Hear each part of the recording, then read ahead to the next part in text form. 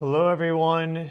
Geologist, geophysicist Stefan Burns here with some pretty devastating news coming from China and Nepal. There has been a catastrophic landslide, flash flood, mudslide as a result of a collapse from a glacier.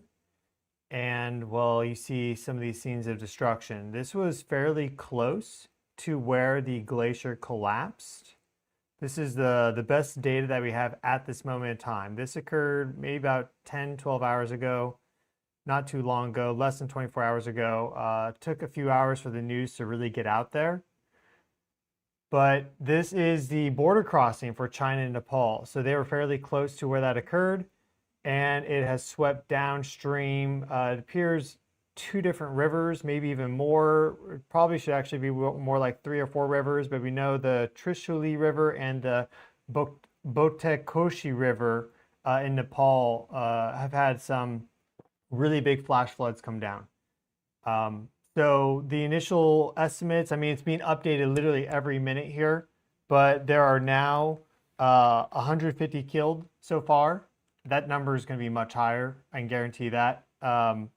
And the initial estimates right out of the gate were 403 people missing, 341 of those being foreign nationals, 47 from the United States. But just, we're going to go through the footage.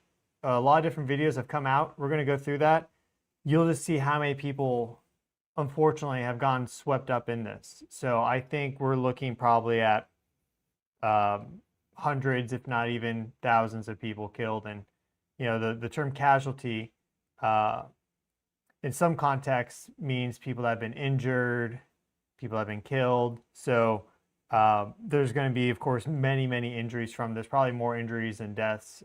But this is a very sad day as a result of this because, well, this is the first video of many that you'll see, but this one's really quite impressive, you could say, because this is a big building. Look how big this building is. This is the border crossing. Again, you see the people running. They hear something's coming. They see it's coming. And look how that sweeps over this building that's at least probably 4 or 5 stories tall. Really incredible. Now, from the get-go, before we really get into this more, this video in particular has some people saying it's AI. So I just want to clear something up. And the reason why they're saying that is because of this apparent object which appears. Okay. And we'll see this actually. I mean, look at this. This is crazy. Oh my God. Yeah, so it's going to be more than hundreds, if you ask me. But that object is actually this roof right here at the satellite dish. See that? And then the camera shifts down. The camera, as that landslide hits, shifts down and the satellite dish gets swept off. So that's why that looks like that. It's not some AI hallucination because, when these AI videos get made, often they just like create things during scene transitions. So this is not an AI video. This is real CCTV footage from this border crossing. And we'll see this again, the dish gets swept off and the camera shifts down right there. And that's the same structure, but the dish is gone and some debris has been thrown on top. Okay? So I just wanted to clear that up because this is not fake news. This is a very serious, real tragedy. And we'll be doing a sound healing at the end to send some love and compassion to all those that have been affected collectively, because I personally believe that makes a difference, as do many people here that follow the channel. Here's another CCTV view. This one's also very bad. I'm going to turn myself off for this one because I'm covering up some of the areas that are important. But we see, and there's going to be some cuts and breaks here just with the video. But we see it come in, this flash flood. It's more of like a mudslide, but basically a glacial dam was triggered to burst. That's what we believe happened, which caused this cascading wall of water, tsunami of water, debris, and more. But look at how the parking structure, the entire thing gone. So, I mean, that right there are dozens of people right there. All the people running, think of people in the building, perhaps some people in the buses and in the cars. So when these initial reports come out saying, 30 dead, or China's only stated 3 dead thus far, that's clearly not the situation, because look at all the people here. Almost certainly none of those poor souls made it. And that's at least 50 people probably right there. I mean, we hope people survive, but not likely. So just the power of these sort of natural disasters. We underestimate the power of Mother Nature, the sheer force that she has. Really, really not good stuff. So let's look at our Google Earth. We're going to examine more videos. But let's go to our Google Earth to kind of see exactly where this happened. I have some stuff plotted out here. So this is the border crossing right here. Let me zoom out. We're in the Himalayas, all right? Here's the Indian subcontinent. Here's the Himalayas. Here's Nepal. There's Tibet. So, if China didn't hold on to Tibet right now, this would actually be the Tibet-Nepal border, but it's the China-Nepal border because China has control over Tibet at this moment in time, but they're still pretty independent people. And here's the border crossing, one of them between the two countries, okay? So we can zoom in and very clearly see that building from the first video, right? Turn that first video back on again. See that building, right? We see these lower levels. And well, we very clearly see that here. And we also see some of the buildings that are nearby. And here's where people were kind of running to, and also down here. But if we examine again that video one more time, notice how it comes from behind the building and also from the side. All right, this gives us a clue as to where this originated from. This catastrophic landslide, flash flood. Really more of like a mudslide lahar. I mean, it's basically just a massive wall of destruction. But we see it came from basically behind and from the side. So going back here, we see that behind the building is right here. And also even came in a bit from this direction, right? So we zoom out. The USGS has reported on a magnitude 5.2 landslide. Initial estimates came in that there was a magnitude 4.4 earthquake. And then upon further review of the waveform data, they upped it to a magnitude 5.2, but it wasn't an earthquake, it was a landslide. So that's a big landslide, right? A magnitude 5.2 earthquake can be very destructive. Think of the amount of energy that is, right? That's a very powerful Earth event. For that to be a landslide really tells you something. That's a big landslide. So let me even go here and kind of put this in the 3D mode for us so we can really see this, all right? So here we are. Now, Latong Lirung is the one of the tallest peaks in this area, okay? And we see some very steep slopes, as you can tell, like very steep slopes. And this is a possible origin for it. This location that the USGS has given us, and we'll look at the map specifically that they have, but this location right there, they placed as a result of satellite imagery and some other factors. So we're not exactly sure, but it looks like this could be the possible origin site right here, because we have this glacier and the current consensus, and we'll in 2 days, 3 days time, we're really going to know what happened to a much better degree than now, but we're starting to get a pretty good sense, is that there have been glacial thinning here as a result of increasing temperatures, right? Global warming.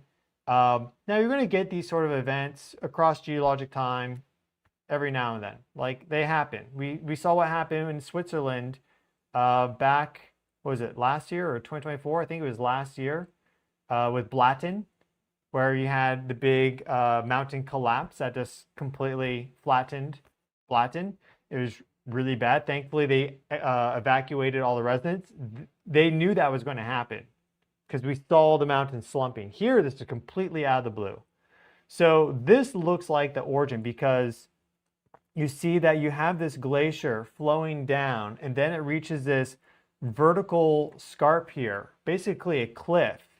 And what they think, see that? We really see it nicely here, okay?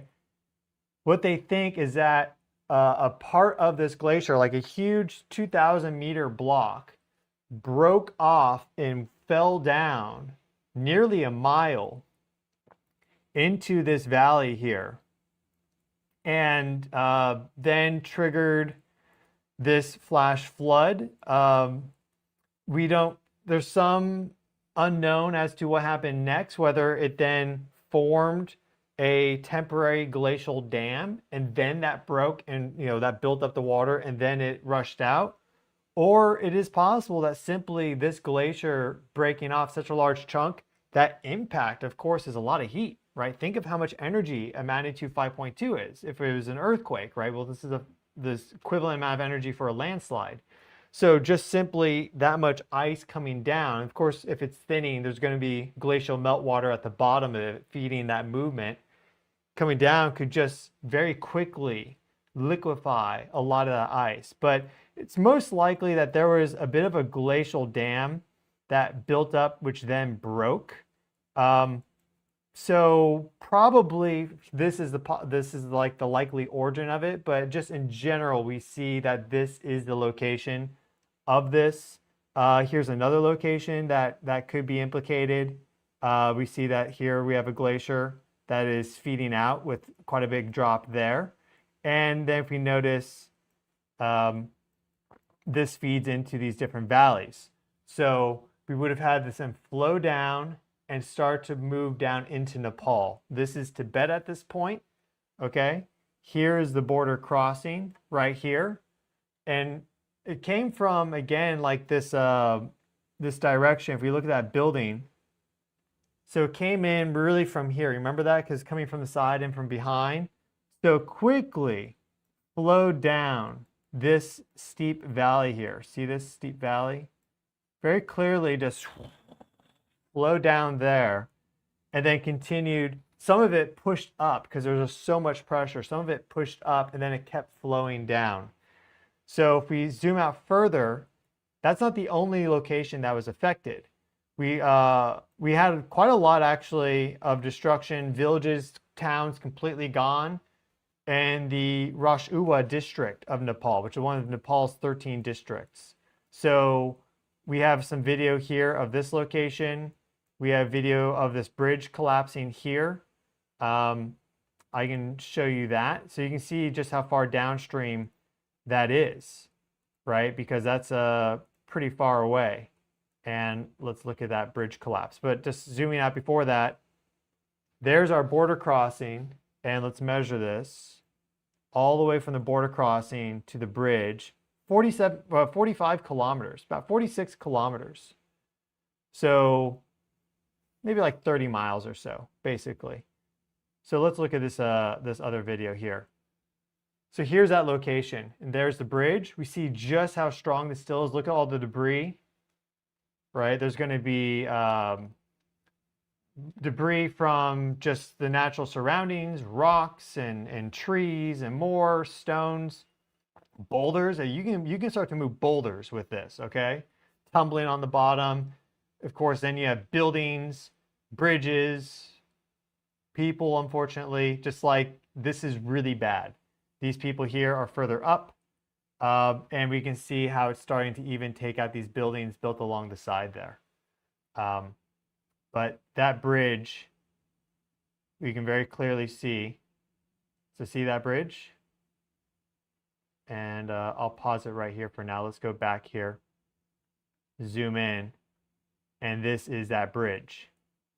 Because you can see all the buildings lined up next to it. So there's a lot of bridges that go across this river. So, but this is the bridge that we're seeing. And these people must have been up here, maybe at this temple or one of these buildings overlooking. But yeah, we have some satellite imagery of what was happening over here. I can show you that. Here is some satellite imagery of before and after. So this is a different location, but this is what it looked like on the 23rd of August for a location, I think, a little further up from the bridge. Here is today, the 26th, after this flash flood mudslide. And you notice that basically people further up the slopes, they were fine, but everything close to the river inundated with mud. So it was so sudden that how many people can run away from this? I mean, yeah, certainly some people did, but again, it was so sudden that a lot of people are going to get caught by that. And so you had that happen across 50 plus kilometers of the river and more. That's the thing. It's not just one location. It's also going further down, right? You start to go further down into, look how many people live in this area, just slightly downstream of that bridge location here. So it gets really serious. There's also reports that the Botekoshi River also experienced flash flooding. So that's been harder to kind of verify, but it makes sense that we would get multiple avenues for this. So long as the water can flow downhill, if there's a split, it's going to split. I don't know exactly how it gets there based off of this location here, which really seems like it would funnel it down into this valley. But we really don't, again, know the full extent of this. So we're just getting reports from all over the place right now as to what is happening. And we can go back to this video because you didn't really, well, we watched it once. But just raging waters sweeping through, causing devastation in primarily Nepal. Primarily Nepal. We have a lot of videos that have come out. So we'll check out another one here. And let me get this set up. This is Betratwati Bazaar, and I have this located on the map too. So let me show you that really quick. We'll get back to this video. But we notice that this is slightly upstream of that bridge location. So here is this little town here along the side, alongside the Trishuli River. And if you go back here, we see it coming in from the side there and just really starting to cause some problems, like really big problems, catastrophic problems, basically. And we're going to see more of this. Unfortunately, just in general, this happens, natural disasters, geology, etc. These things simply happen. But when you have climate volatility, that's the thing. We're exiting a period of climate stability. You had climate stability in general during the ice ages, though you had some pretty crazy things as a result that occur, like these massive electrified dust storms during the ice ages because of these extreme droughts and more. But in general, with this interglacial period that we're in, for the past few hundred years, things have been relatively stable. But now with temperatures rising at an unprecedented rate geologically and globally, we're going to see natural systems adapt and change. And these sort of events are going to become more common.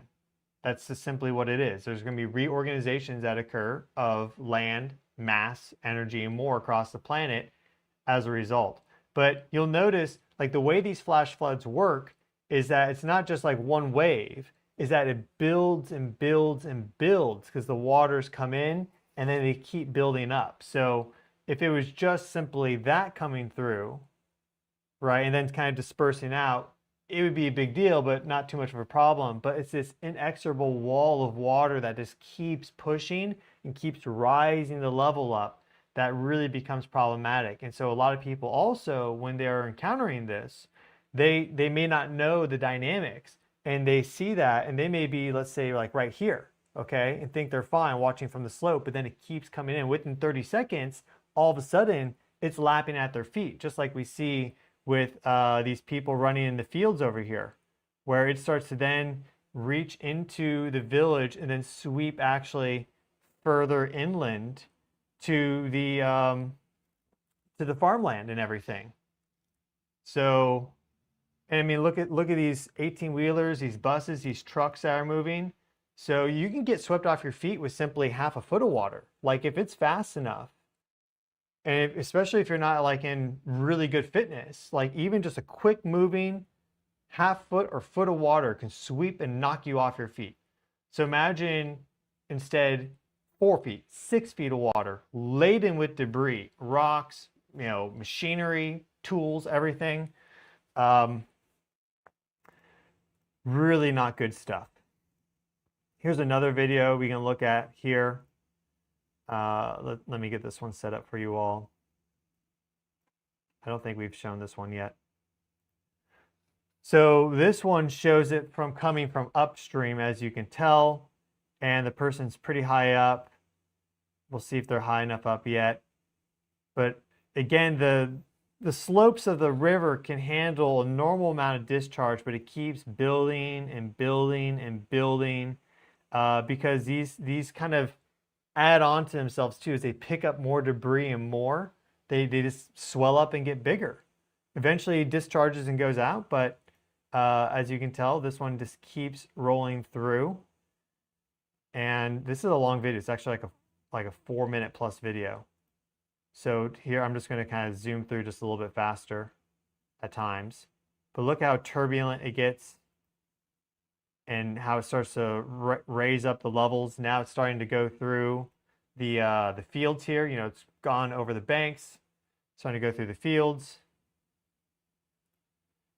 and really building up here, even kind of getting close to where this person is. But that entire area now filled in. Look at how much is filled in since then.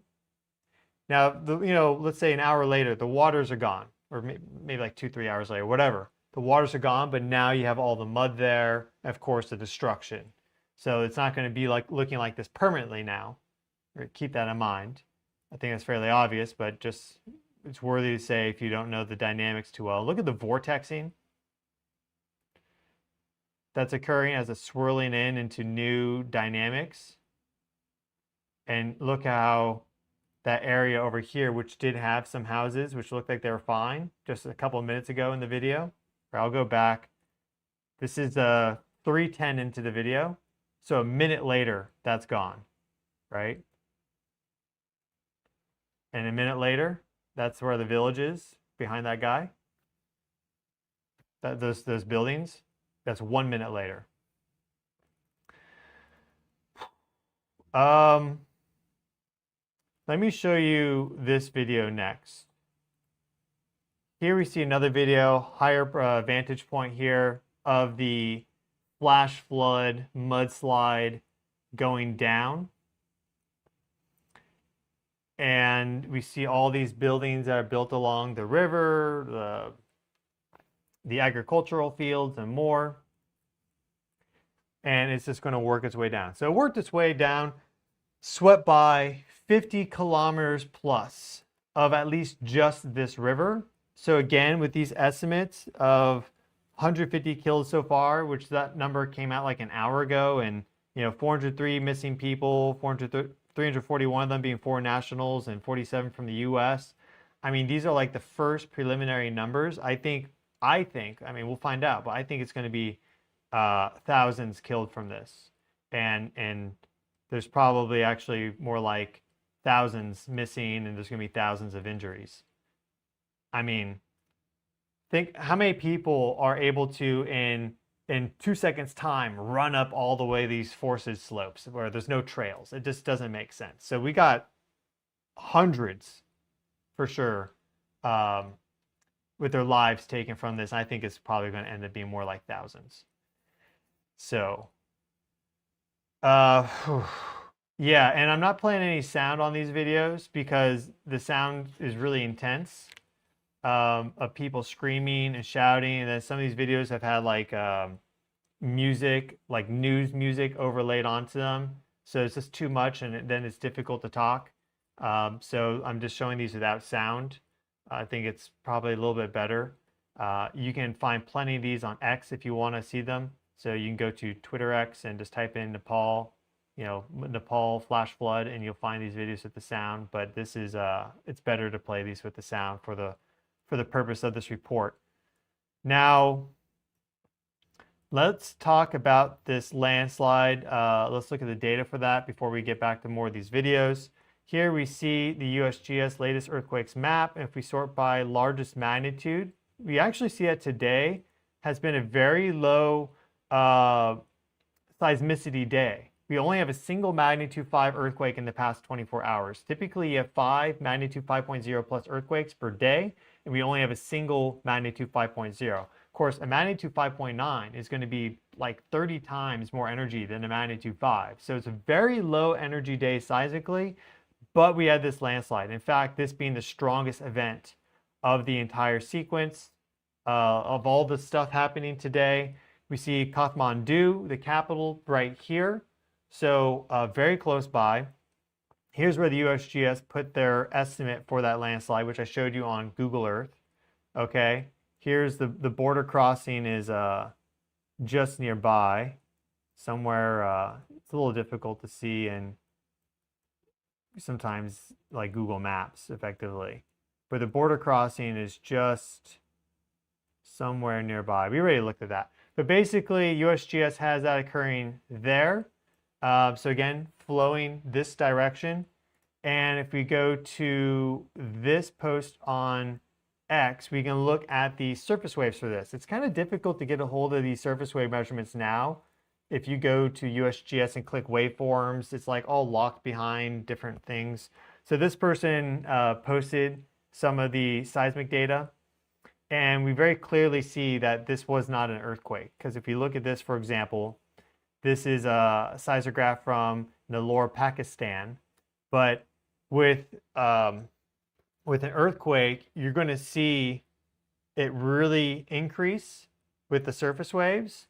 And here we just kind of see just like one big event across the different components. Or especially if you go over here, this is I think 6 different or maybe 10 different seismograph traces from around the area. And we basically just see one big pulse of activity from that initial landslide impact. Because an earthquake will slowly build up, whereas the landslide is just going to basically go boom. And we see that very clearly here.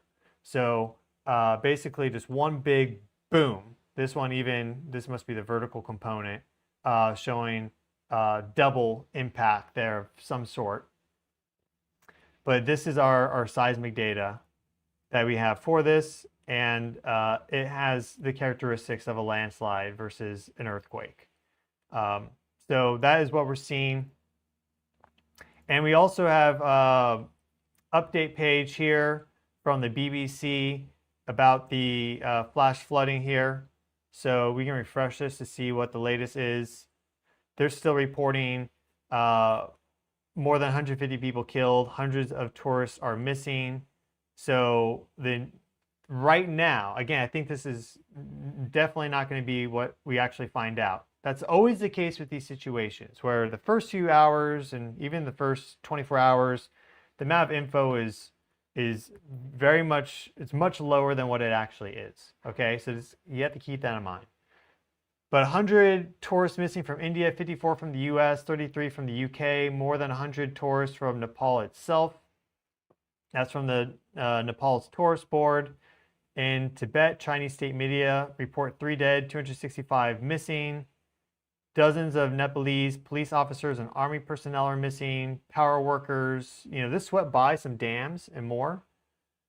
So this has been very, very bad. I guess there's aid now leaving India for Nepal. So they're starting to start relief efforts. And we'll be looking also for a good donation to put some money to. So a good aid organization that can help these people. And then different updates as it relates to this landslide from the BBC. So I'll link this in the video description once the live stream is over.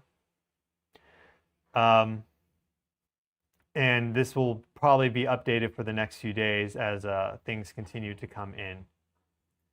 Now, before we get back to videos, I do want to talk a little bit more about the climate aspect of this, because where this occurred is actually one of the premier locations to see climate-related disruptions. We see the Indian subcontinent here. We're looking at average temperature, and this is for today. But we see the Indian subcontinent here, and here is Tibet. All right. So Tibet is a plateau. It's elevated. So the temperature is lower. All right. Because the Himalayas are very high. So you see that there's extreme temperatures here, the Indian subcontinent. You know, they get monsoons. They have a lot of heat, a lot of humidity. It's roasting there basically nonstop.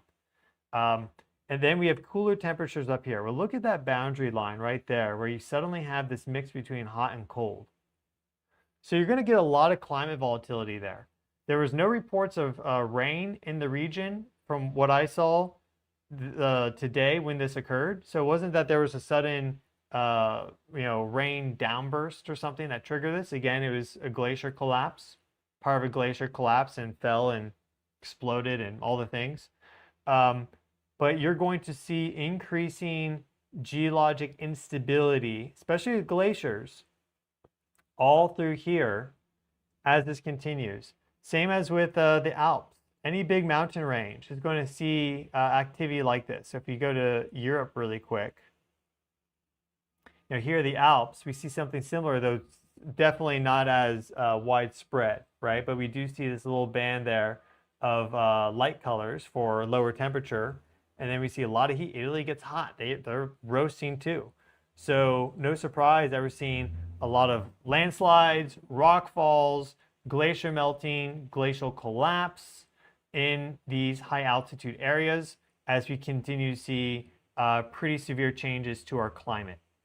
And it's overall the Earth is warming. There are areas where you still have cold temperatures, and you have areas that are the one place that's getting colder is actually off the coast of Greenland, where you have glaciers melting and icebergs are melting. That's like the one place on the world that's getting cooler because you're having this heat transport, or rather cold transport to there. But the bigger thing here, as I see it, is increasing volatility. As there's more energy in the system, you have more opportunity for volatility with the weather. And also volatility with the geology.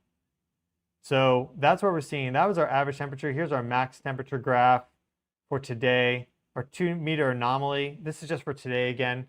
So these aren't anomalous temperatures in this region today, but that's because this area is always, like here's Pakistan, they're always roasting, Middle East, right?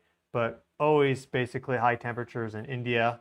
And then you have that boundary with the Himalayas where it gets cold, and then Tibet is quite a bit cooler. So we're going to continue to see climate disruptions and geologic natural disasters like this as this trend continues. That's just simply what it is. So let me get another video up here for you. We can actually look at our before and after satellite imagery. Let's do that. So here we have some satellite imagery showing before and after. Just loading it right now, 1 second. And I'll turn myself off for this, okay? So this is provided by Planet Scope. They're like a boutique satellite service. So they were able to get some before and after imagery.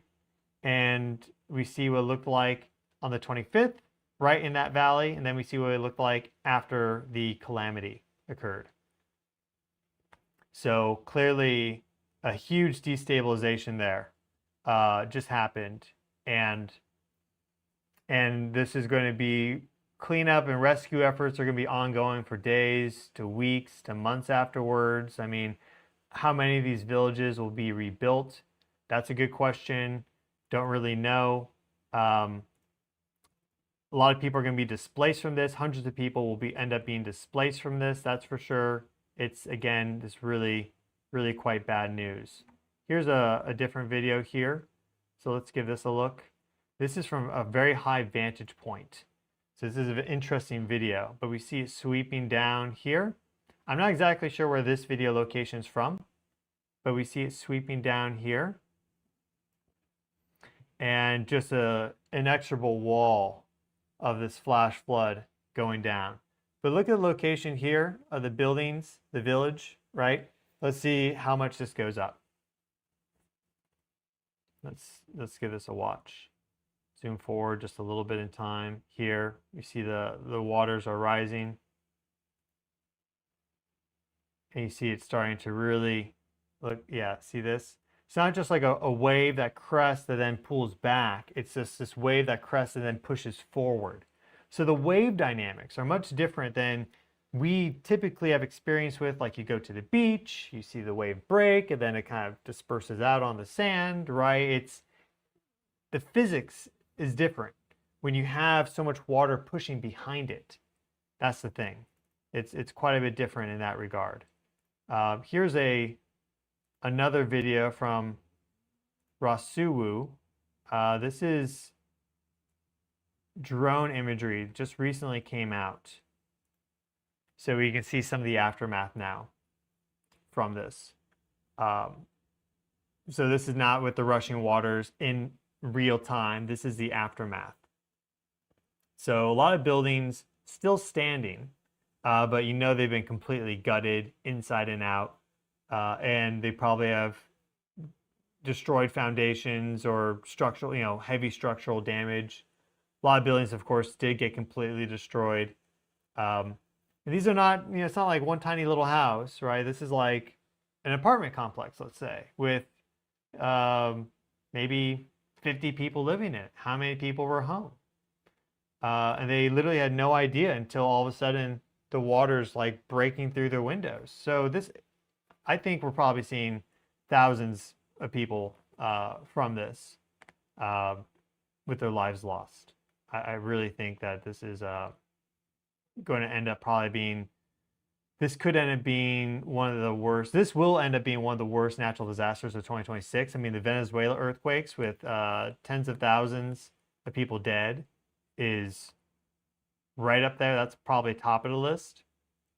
But this is not a tiny little event.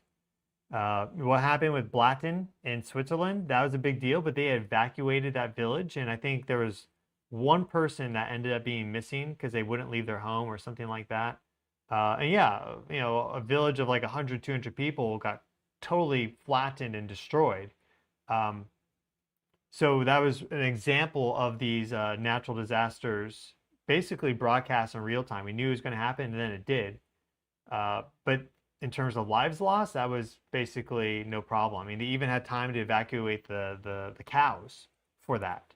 Well, we're not seeing that. We're not seeing that here. We're seeing just in this one location, it's going to be at dozens, if not hundreds of people. Injuries too. Injuries usually are higher than casualties. So this is a really, really bad. This is not something you ever want to see. And what happened today? Go back to this video. For anyone that's joining in new, hello and welcome. I'm your host, Stefan Burns, geologist, geophysicist. Here we see what happened at that border crossing where it was basically the strongest. This is right after that glacial dam burst. We see that the wave of water is at least like 50 feet tall. I mean, I think this building is probably about 50, maybe even 60 feet. It's looking like it's like 5, 6, 7 stories. So look at how just massive. For this flash flood to have been as bad as it was 50 kilometers downstream, 50 kilometers downstream, like 35 miles, right? You know that this has got to be bad. So no one survives that. No one survives that. I'll turn myself off here really quick. Look at all the people running. I mean, that's at least probably, that's more than 50 people. That's probably 100 people right there, just from what we can see in this point of view. That's even more than that. So yeah, again, this is hundreds of people just in this location, just at the border crossing. Hundreds of people.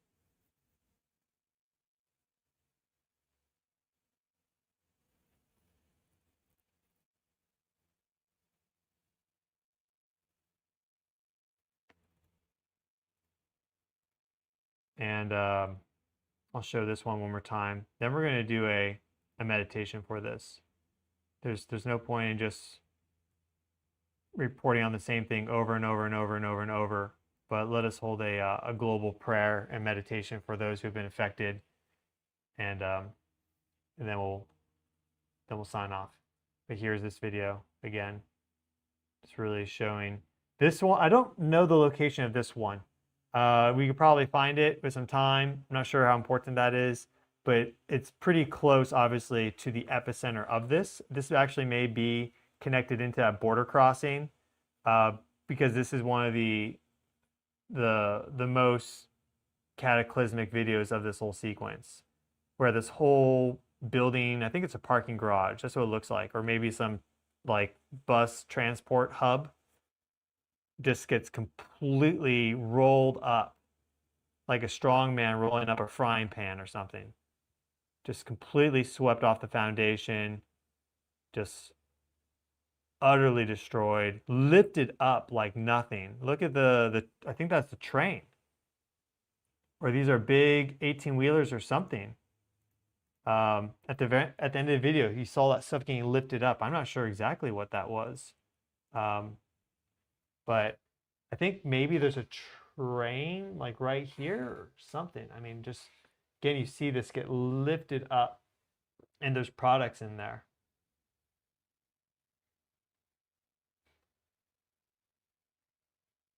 I mean, it's like over here we start to see it. Yeah, so those look like 18-wheelers filled up with supplies. Yeah, they're being tossed around like nothing. So just to kind of do a final summary, we're going to be seeing more events like this with time. Again, things like this have happened in the past. Now we have social media, we have news, we're more interconnected than ever before. So this sort of news spreads out, and more people are made aware of it. But certainly a lot of people are hearing about this for the first time through this video. A lot of people, like BBC and some international news outlets are reporting on this, but I'm not sure how much it's been reported on just in general with standard news outlets. So that's why I'm reporting on this for you today. If there are critical updates that are needed, I will do that. We're certainly going to learn a lot more about this in the days ahead. I don't know how far downstream this went. It looks like it wouldn't affect Kathmandu because we have this river flowing this direction. So no reports that I saw from any issues with Kathmandu, but certainly close by. They're like in a little bit of an elevated plateau there. But certainly sweeping all the way down this river, and there's even people that were concerned about it sweeping into India, and rightly so. I think probably ended up discharging and finishing up around here, because now you start to have these tributaries. So part of it, if there's a big wall of water, even this is uphill, it's going to push slightly up there, for example. So I think it probably finished its discharge in this area. And it certainly, if it reached further south, it's going to really spread out once you get to the plains. Because here you have the slope, and you have the channels of the valley funneling it and guiding it along. But the moment you get here, we see the rivers are more meandering. Right there, it's going to really spread out. So I didn't see any reports of there being big issues for India. It really seems to be concentrated with just the very border of China. I mean, here we see the border of China, right? So it doesn't seem to have really affected China too much, or Tibet. It really seems to be localized and focused on Nepal. And they've had huge earthquakes before too. So that's the other thing. This was a isolated landslide. Initially reported as a 4.4 magnitude earthquake, and then reevaluation showed that it was just a landslide. That's the latest data that we have right now.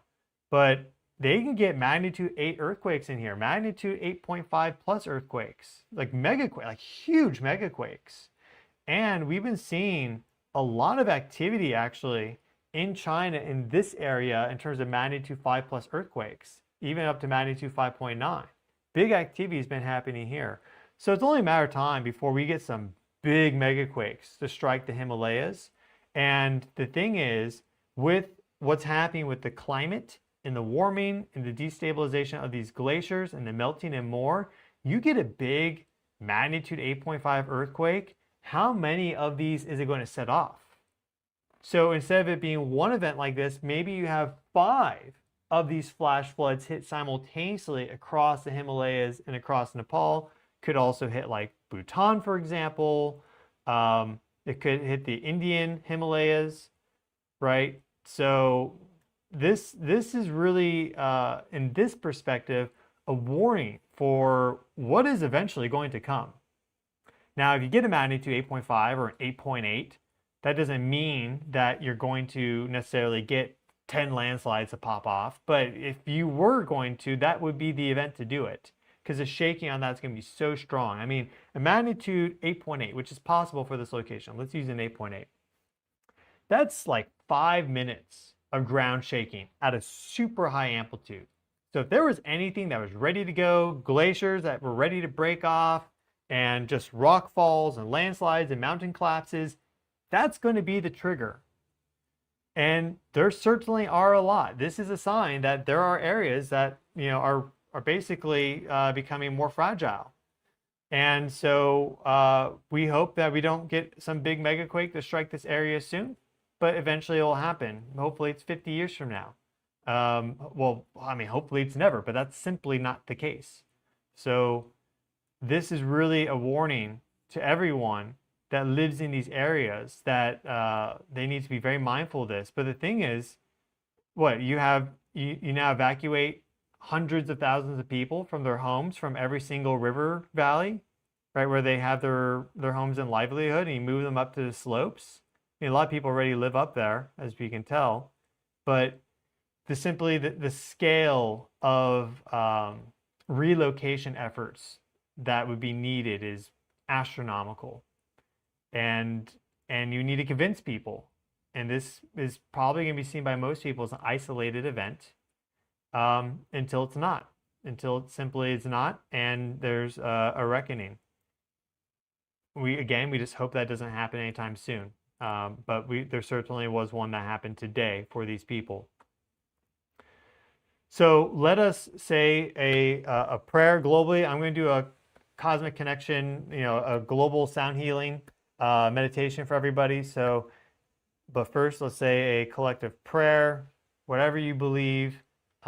Certainly putting out good intentions, compassion, empathy is not a bad thing. We're all connected together energetically. We're all one species, one human, one love. So, dear God, thank you for bringing us together today, though under unfortunate circumstances.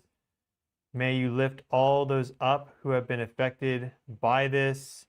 And for all those who have lost their lives, they are now reunited with you in peace. May they rest in peace.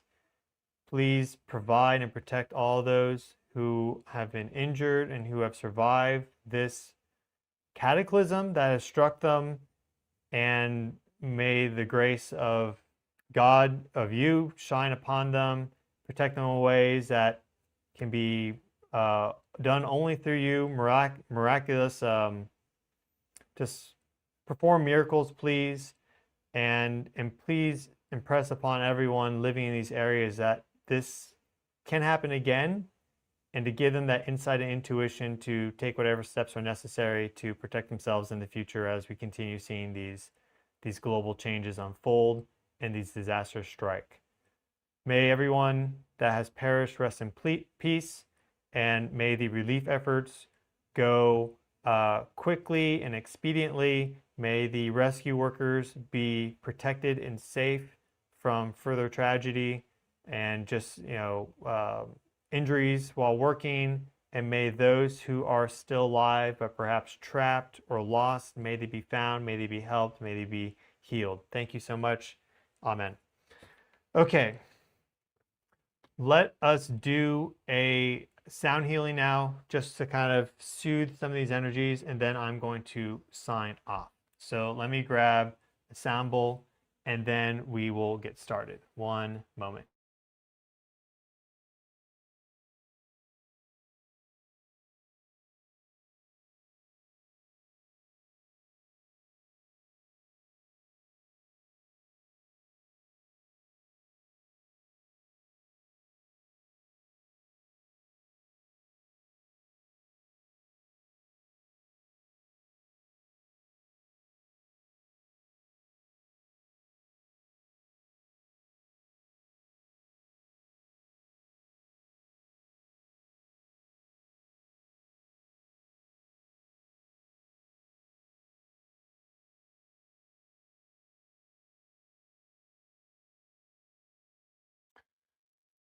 Okay, we can't change what's happened, but we can certainly send out some compassionate, empathetic, loving energy to everyone.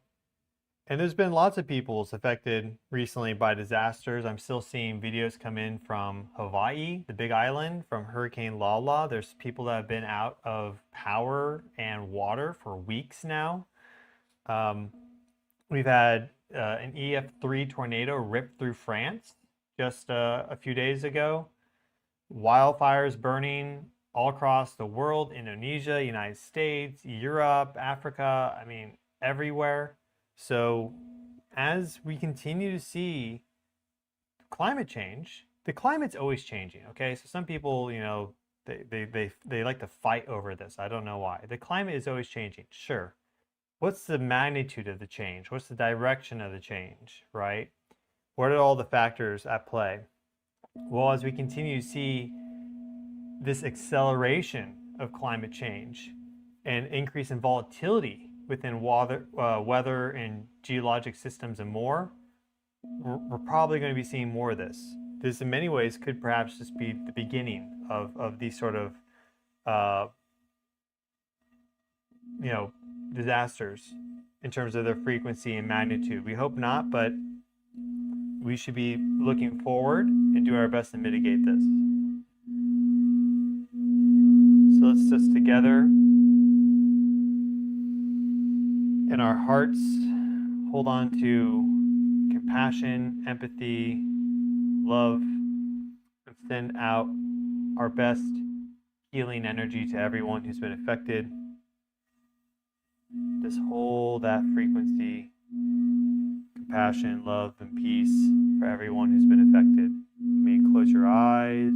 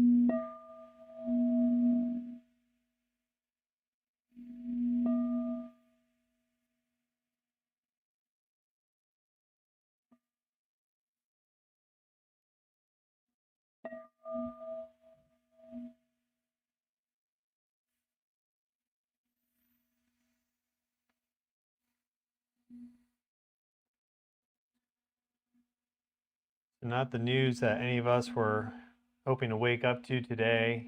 It is what happened, though. I'll be back with more updates on this, certainly on my X account at Stefan Burns Geo. I'll be posting about this. I haven't posted about it yet there, but I wanted to go straight into the live stream. We'll find out more in the days ahead. And of course, any updates that are necessary for the Earth, earthquake activity, volcanic activity, geomagnetic storming, severe weather, all these things, solar activity, you guys know the drill. I cover all that and more, connect things together as is appropriate. And so I'll be back. Done actually a lot of videos in the past 2 days because a lot's been happening. Huge volcanic eruption yesterday from Vanuatu, largest in history for that that volcano, Ambae volcano, AMBAE.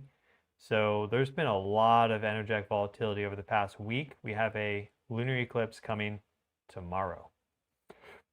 Partial lunar eclipse visible from the Americas, part of Africa, Europe, Hawaii. So yeah, a lot of crazy things. Hopefully this is the worst event of the sequence. You know, I've been talking about this energetic convergence and the potential for crazy events to happen end of August. Here we are. Hopefully this is it. But we're not done with August yet. So we're right now in the thick of it. And yeah, I'll be back with more updates. Please take care of yourselves. Say prayers for the Nepalese, everyone who's been affected, the Tibetans, Chinese, the tourists, everyone, hundreds, thousands.